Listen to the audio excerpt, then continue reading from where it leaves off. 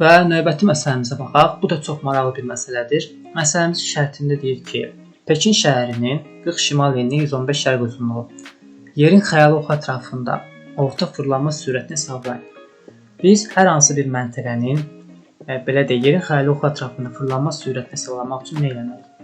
Hər şeydən əvvəl biz həmin məntəqənin yerləşdiyi paralel çevrəsinin uzunluğunu bilməliyik ki, biz bilək ki, həmin məntəqə, həmin şəhər nə qədər məsafə qət edir. Biz əgər bu məsafəni tapsaq, buna əsasən orta fırlanma sürəti tapa bilərik. Orta fırlanma sürətini də biz həmin məsafəni tutqanın uzunluğuna, yəni 24 saata bölməklə orta fırlanma sürətini hesablaya bilərik. Deməli, paralel uzunluğunu əvvəlcə biz tapmaq üçün nə etməliyik? Pekin şəhərini verib ki, 40 şimal enliyində yerləşir.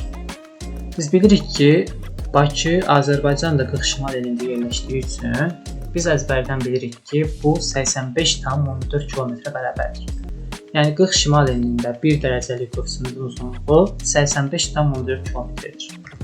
85,14 km.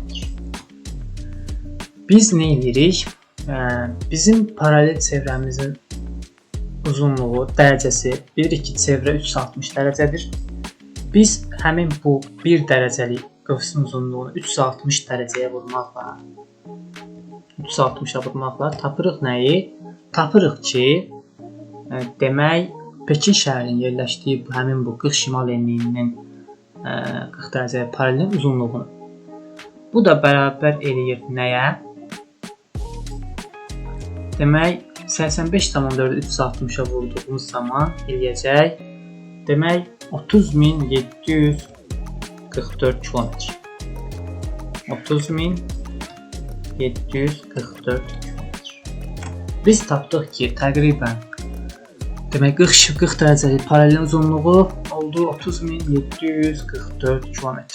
Biz buna əsasən nəyi tapdıq? Demək Pekin şəhərinin qət elədiyi məsafə 30.744 km-dir. Bu məsafənin deməli nə qədər müddətə qət eləyir? Biz bilirik ki, bu məsafəni 24 saata qət eləyir. Yəni biz indi götürüb həmin bu 30.744-ü bölsək demək 24-ə biz taparıq ki, Pekin şəhəri demək hansı sürətlə fırlanır? Bu da eləyir 1281. Demək Pekin şəhəri 1 saatda təqribən fırlanır 1281 km. Bu tipli məsələ həllində əsas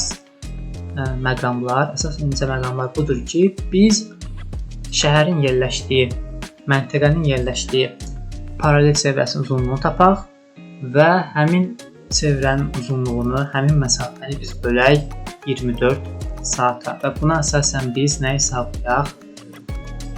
Həmin məntəqənin yerin ətrafında fırlanma sürəti. Cavabımız oldu 1281 km/saatda.